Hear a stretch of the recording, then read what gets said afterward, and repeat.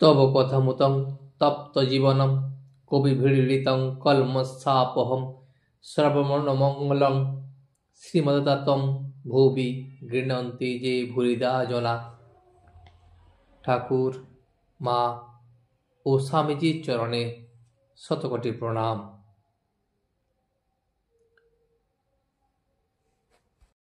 কীর্তন শেষ হওয়ার পর ঠাকুর ভক্তদের সঙ্গে হরিকথা আলোচনা করছিলেন। সময় হইয়াছে, এইবার পাতা হইতেছে, খাবার ব্যবস্থা হইতেছে। দক্ষিণের বারান্দায় ঠাকুর মহিমাজনকে বলিতেছেন, আপনি একবার যাও, দেখো ওরা সব কি করছে, আর আপনাকে আমি বলতে পারি না, না হয় একটু পরিবেশন করলেন। মহিমাচরণ বলিতেছেন, নিয়ে আসুক না, তারপর দেখা যাবে। এই বলিয়া হু হু করিয়া একটু দালানের দিকে গেলেন, কিন্তু কিয়ৎক্ষণ পরে আবার ফিরিয়া আসিলেন। খাওয়ার ব্যবস্থা হইয়াছে। ঠাকুর ভক্ত সঙ্গে পরমানন্দে আহার করিতে বসিলেন। আহারান্তে ঘরে আসিয়া বিশ্রাম করিতেছেন।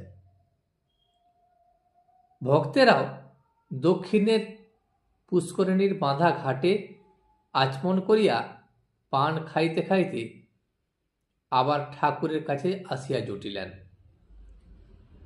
সকলে আসন গ্রহণ করিলেন। বেলা 2টার পর প্রতাপ আসিয়া উপস্থিত। এই প্রতাপও একজন ব্রাহ্ম ভক্ত। তিনি আসিয়া ঠাকুরকে অভিবাদন করিলেন। ঠাকুরও মস্তক অবনত করিয়া নমস্কার করিলেন। প্রতাপের সহিত অনেক কথাবার্তা হইতেছে।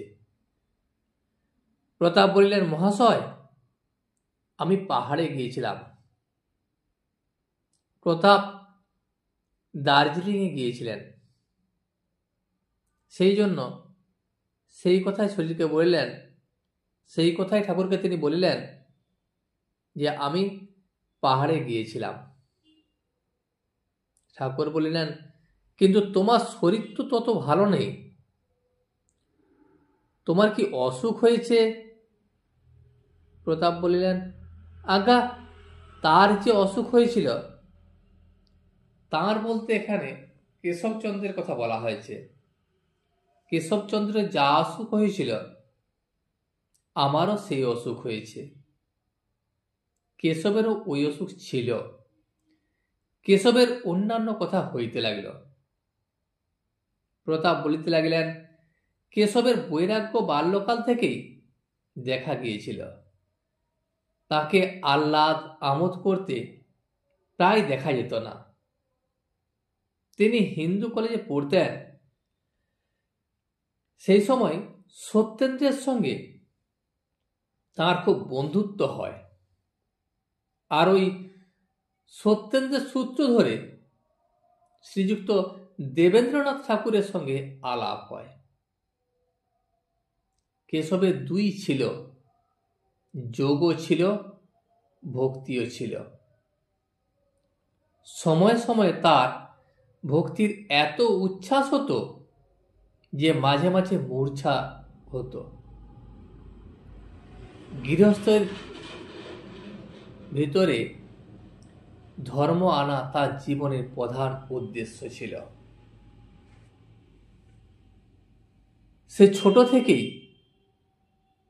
ঠাকুরের প্রতি তার ভক্তি এবং বৈরাগ্য বেশি ছিল, এবং দেবেন্দ্রনাথ ঠাকুরের সঙ্গে দেখা হওয়ার পর তিনি আরও ওই পথে জড়িয়ে পড়েন। একটি মহারাষ্ট্র দেশীয় স্ত্রীলোক সম্বন্ধে কথা হইতেছে। প্রতাপ বলিলেন, এখন এদেশের মেয়েরাও কেউ কেউ বিলেতে গেছে। একটি মহারাষ্ট্র দেশের মেয়ে, খুব পণ্ডিত, তিনি বিলেতে গিয়েছিলেন। তিনি আবার খ্রিস্টান হয়েছেন। মহাশয় কি তার নাম শুনেছেন? ঠাকুর বলেন, না, তবে তোমার মুখে যা শুনলুম তাতে বোধ হচ্ছে যে তার লোকমান্য হবার ইচ্ছা।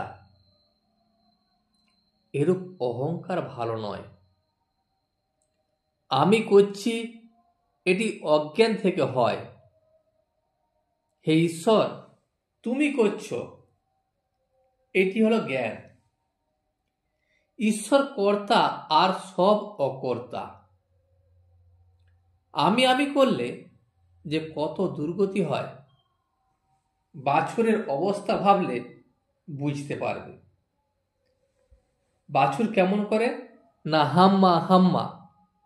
হাম্মা মানে আমি বলেছে,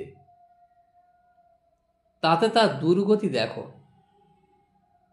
হয়তো সকাল থেকে সন্ধ্যা পর্যন্ত তাকে লাঙল টানতে হচ্ছে, আবার রোদ নাই, বৃষ্টি নাই, কোথাও হয়তো কষায় কেটেই ফেললে, মাংসগুলো লোকে খাবে, ছালটা চামড়া হবে, সেই চামড়ায় জুতো তৈরি হবে, লোকে তার উপর পা দিয়ে চলে যাবে, তাতেও তার দুর্গতি শেষ হয় না।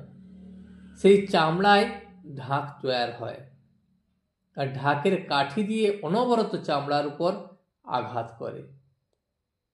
অবশেষে কিনা তার নাড়িভুড়িগুলো নিয়ে তাঁত তৈরি করা হয়।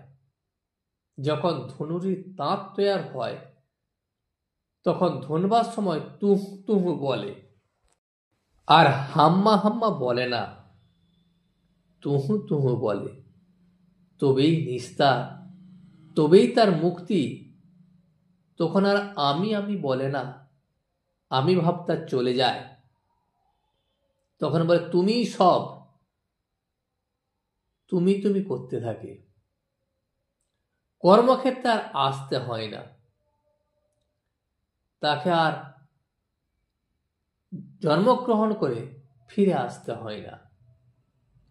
জীব যখন বলে, হে ঈশ্বর, আমি কর্তা নই, তুমি কর্তা, আমি যন্ত্র, তুমি যন্ত্রী, আমাকে যেমন ভাবে তুমি চালাও আমি তেমনি চলি। জীবের সংসার যন্ত্রণা শেষ হয়, তখনই জীবের মুক্তি হয়। আর এই কর্মক্ষেত্রে আসতে হয় না, তাকে আর নতুনভাবে জন্ম নিতে হয় না।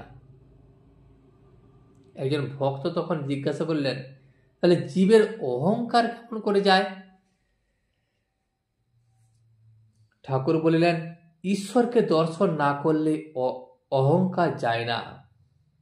যতক্ষণ তোমার ঈশ্বর দর্শন না হবে, ঈশ্বরকে জানতে না পারছ,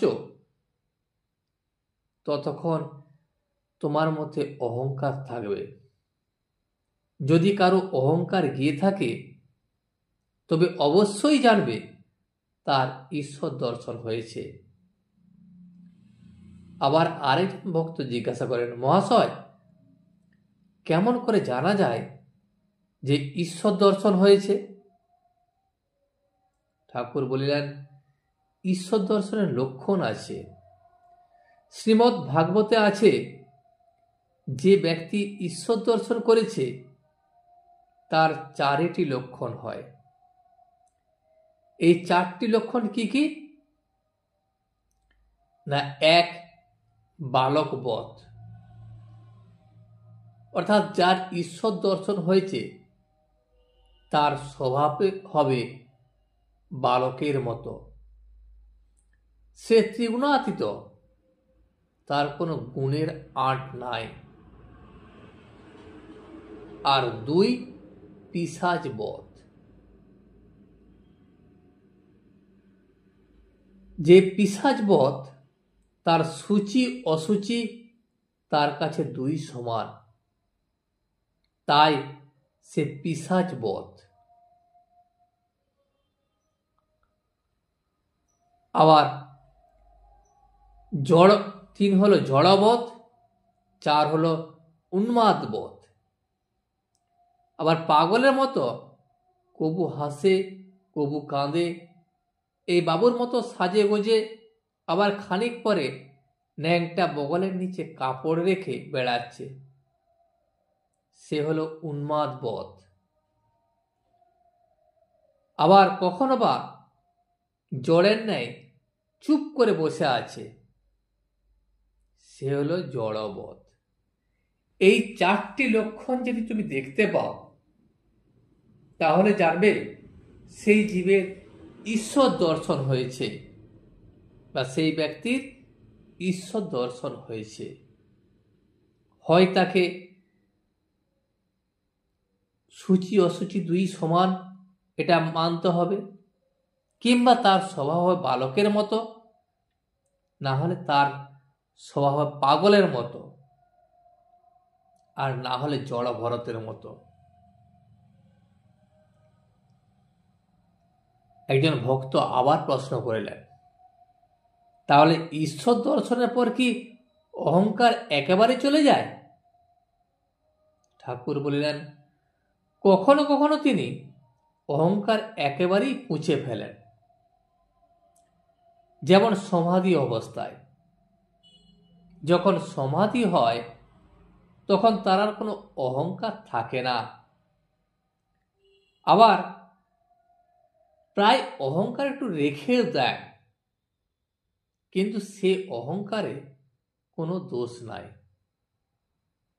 যেমন বালকের অহংকার হয়, 5 বছরের বালক আমি করে, তার মধ্যে একটা আমি ভাব থাকে 5 বছরের বালকের, কিন্তু কারো অনিষ্ট করতে জানে না। ছোট্ট বালকের মনে কোনো পাপ থাকে না। পরশমণি ছুলে লোহা সোনা হয়ে যায়, আবার লোহা তরোয়াল সোনা তরোয়াল হয়ে যায়। তরোয়ালের আকার থাকে কিন্তু কারো অনিষ্ট করে না।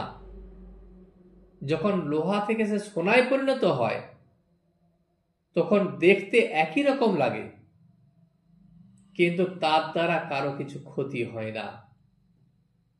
সোনার তরোয়ালে মারা কাটা এসব কিছুই চলে না। আজ এই পর্যন্তই। ভিডিওটি শেষ পর্যন্ত দেখার জন্য আপনাকে অসংখ্য ধন্যবাদ। ভিডিওটি যদি আপনার ভালো লেগে থাকে তাহলে একটা লাইক, কমেন্ট এবং বন্ধুর সাথে শেয়ার করে দেবেন। সাবস্ক্রাইব করে পাশে থাকা বেল আইকনটি বাজিয়ে দেবেন, যাতে আপনাদের নতুন ভিডিওগুলি সর্বপ্রথম আপনার কাছে পৌঁছে যায়।